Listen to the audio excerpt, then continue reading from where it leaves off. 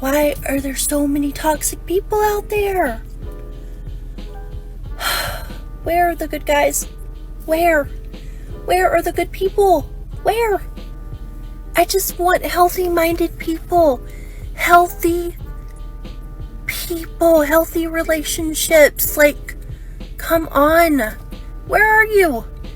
That's a very good question. Well, I don't know about you, sweetheart, but we were all at Skeeter's house the other night. Don't know why you didn't think to look there. So get this, Skeeter ended up buying about a half a dozen worth of old container units as part of his side hustle, you know? And guess what he came across? 3 taco trucks in pristine condition. No joke, all of the good, mentally healthy men who are looking for relationships were at Skeeter's house the other night for Tekken and Taco Tuesday, and it was awesome. Baby, you have not lived until you were able to revel in the camaraderie that can only be achieved when you're trying to whip up some carne asada and achieve some mid-air combos. It really does suck that you weren't able to make it, sweetheart. I guess I could give you Skeeter's address for the next time we get together to hang out, but that's all the way in my Rolodex at the end of my desk, and arm just doesn't feel like stretching out that far, so I guess it really does suck to be you. I promise, like, the healthy people are married? The healthy guys are married or gay? Like, this is why I will be single the rest of my life. Too many toxic people. And that is the rant from my car. You hear what I said? Do you hear what I said? Hey, pal, your excuses are your own. You want to know why the good men are married? I'll tell you, it's because they're good men who were lucky enough to find good women to start families when they were young. They weren't willing to waste their time with a woman who had a baggage cart full of trauma, trust issues, and somebody who was willing to air out their dirty laundry on TikTok anytime their fifis get hurt. You can give me whatever excuse you want, Toots. I really couldn't give a damn. You had your chance when you were younger to get a good guy, and if you don't believe me, I dare you to check your friend zone. If you're constantly going out with toxic men, then maybe you should look at yourself in the mirror, do some introspection, and try to figure out why. I mean, let's be real here. You got the time. You said it best yourself. You're gonna be single for the rest of your life, and you're gonna need something more fulfilling to do than endlessly whine on TikTok while paying all of your attention and money to your army of nihilistic cats. You know what sucks is when you meet somebody, maybe in a professional setting, who knows, and so they meet your professional persona, and you're like, you know what? I actually gotta get along with you, so let's go ahead and let's give you a little piece by piece of my personality, right? You give little nuggets here and there, like, oh, here's a little sprinkle of weird, right? But you don't give the full thing because that's just too much at once. You're carefully crafting this plan of how to slowly unveil your personality piece by piece, just to see if that person is gonna react in a good way to your personality. You know what I mean? You don't know them yet. You gotta suss it out a little bit. That is the worst idea I've ever heard in my life, Tom. Yes, it's horrible, this idea. That is a god-awful idea, woman. And as a man who used to work as an intergalactic claims adjuster, I am more than qualified to tell you that trying to be more than co-workers with males in your office doesn't end well for anybody. Men in offices have it rough already, and just by talking to this guy, you're making his professional life even more of a living hell. Office careers are some of the most meaningless, boring, and mind-numbing jobs imaginable. Rumors churn out faster than Congress passing a 3,000-page bill, and HR directors who lead some of the most meaningless and hollow lives imaginable have absolutely no problem whatsoever torturing male employees simply because they have the gall to possess a Y chromosome. So most men find it best just to keep to themselves in the office, and they just want to be left alone because keeping your office life boring and numb is the only way for a man to survive in such a place. But then that person finds your TikTok, sees videos of you dancing around in a mullet wig and a fucking onesie. And immediately the veil is shed. Nothing is worse than that. Nothing is worse than putting so much effort into crafting a goddamn personality for somebody and then it all to be ruined at the last second. Nothing is worse. God damn it. Like, was this all for nothing? God damn it, I put so much effort in it and it's all for nothing. Women should stay home and make babies. No, there are infinitely worse things that could happen to somebody. They could be pushed into a volcano for one, or somebody could have stolen all of their steak, or lose a spelling bee to a third grader in today's modernized education system. If anything, what happened is probably the best thing this guy could have ever asked for because he knew that you were just one gigantic, walking, talking red flag. Trust me, sister, it wasn't the onesie and mullet wig that ended things. It's the fact that you felt the need to scream incessantly about your plan being ruined because the guy you like suffered suffers from an affliction commonly known as common sense. This guy knew the only way he was going to survive this was to keep you at arm's length and keep things professional. Most self-respecting men would, because their paycheck is more valuable to them than your rancid gym locker of eternal hopelessness. So a couple of months ago, I was ghosted by this guy who I've gone on a couple of dates with, and I thought it was going really well, but apparently not. So I did the following things. I did very little. I didn't send him loads of shitty messages. I just quietly took myself off. I didn't let it be about me. I didn't let it dictate my self-worth. And I didn't stress about it or wonder why I wasn't good enough for him.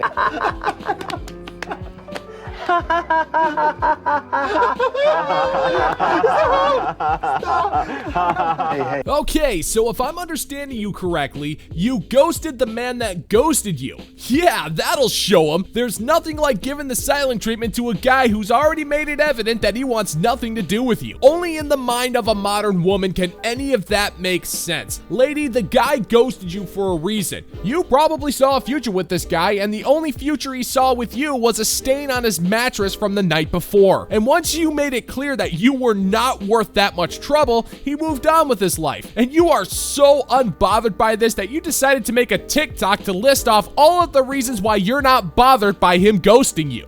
I propose a gentleman's bet. How much would you care to wager that this woman is actually hoping that the man who ghosted her will see the video? And she's also secretly hoping that he will be bothered by the fact that she's unbothered. Put me down for a penny. I'm good for it. Because anyone who has the audacity to just ghost you without sending a text message is not worth your time and your energy, and it says way more about them as a person than it does about you, because anyone who can't send a single text as an adult is not worth your time and energy.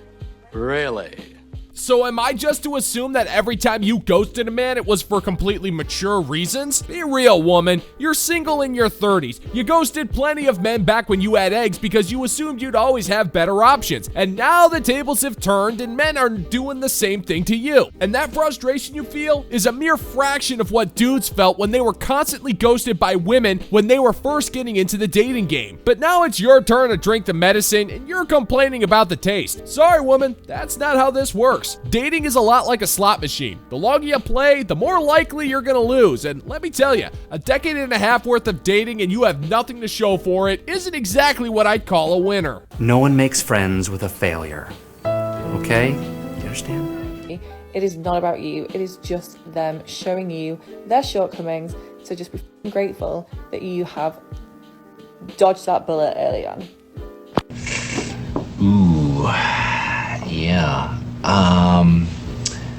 I'm gonna have to go ahead and sort of disagree with you there. So what exactly do you want the man to do? Send you a massive letter explaining every single one of your faults in excruciating detail? See what I did there? I just proved that you have absolutely no idea what you want. Men simply cannot win when it comes to anything. If he ghosts you, then he's immature. If he explained why he's done with you, then he's being toxic and delusional. When given the choice, men will always choose the path of least resistance. Ghosting you requires less effort for the exact same end result. And that end result is never having to talk to you again. So just admit that you're butthurt that you botched up yet another relationship and then move on to your next exciting adventure into self-sabotage. We are awaiting for your next epic failure. It shouldn't take very long, so get to it, woman. So follow up to my last video. The date went well. It was good first date, whatever, but something happened that like I need to rant about because I just can't, it just bothers me so much. On the date, we talked about, oh, this went super well, like would love to like go out again, whatever. We said it on the date and then we texted when we got home, like made it home safe, you know, let's do this again, whatever. And that was it. And then Saturday morning, I like responded to his last text because I fell asleep. Didn't hear from him all day Saturday. Didn't hear from him all day Sunday. I am Jack's complete lack of surprise. If like you are not that serious, if you are not serious about going on a second date, why even bring it up? That has happened to me so many times where in person a guy will be like, yeah, like let's do this again. And then instead of actually following through, they just completely ghost.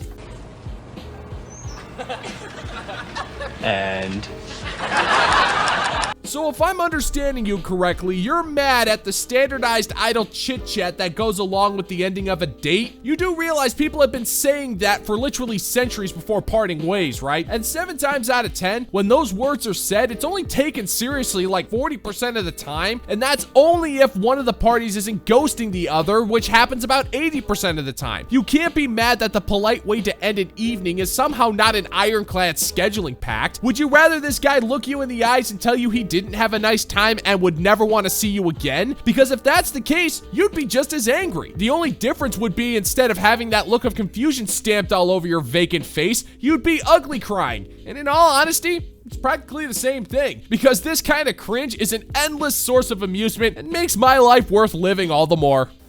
I don't get it. Like, what is the point? Like, can you not just be 100%, like, just be for real? Like, if you're not feeling it, whatever. Like, we're both adults. I'm 29. I'm going out with guys that are 29, 30, you know. Grow up, man. Like, it makes me so mad. I'm just like, why can't you just say, even if you don't want to say it in person, just like over text, you know, hey, like, give it some thought. Maybe we're not like super compatible.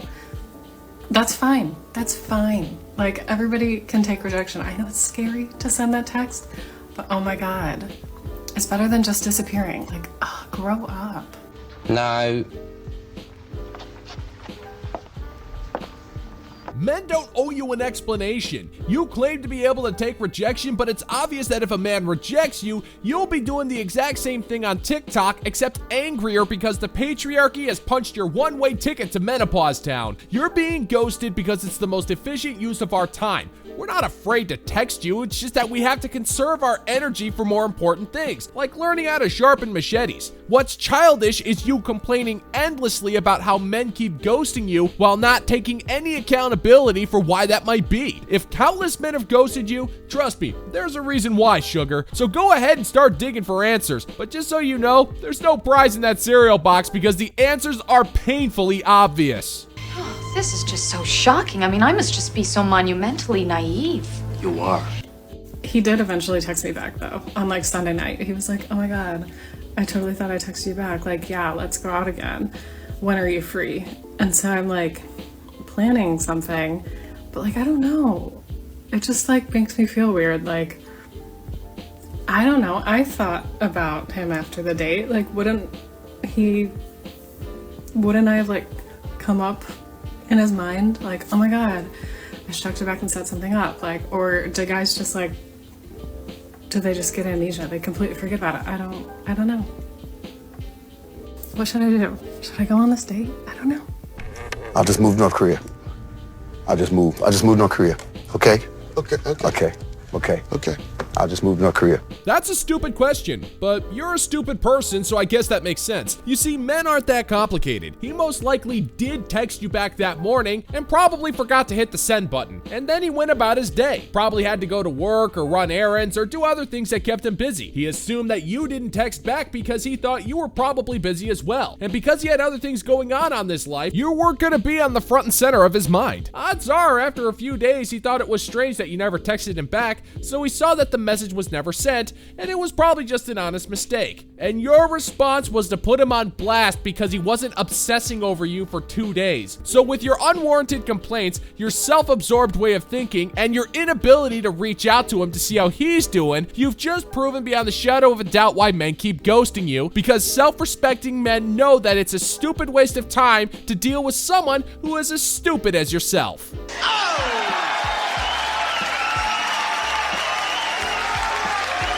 Before signing off on today's video, I just wanted to take a second and give a shout out Gone with John. He's recently featured one of my videos on his channel and he is a damn good dude. John is a certified gent in my book and the link for his channel is down below. Go ahead, check out his videos, give him some likes, make sure to subscribe. Let's get the word out. His channel is pretty awesome. And for those of you who are new here, thanks for checking out the new video. If you find that my particular brand of humor is bringing you to the brink of laughter, then scroll on down and click that like and subscribe button and ring the notification bell so we can give the good old-fashioned middle finger to the YouTube algorithm. Thank you so much for checking out the new video, and until next time, peace out, homies.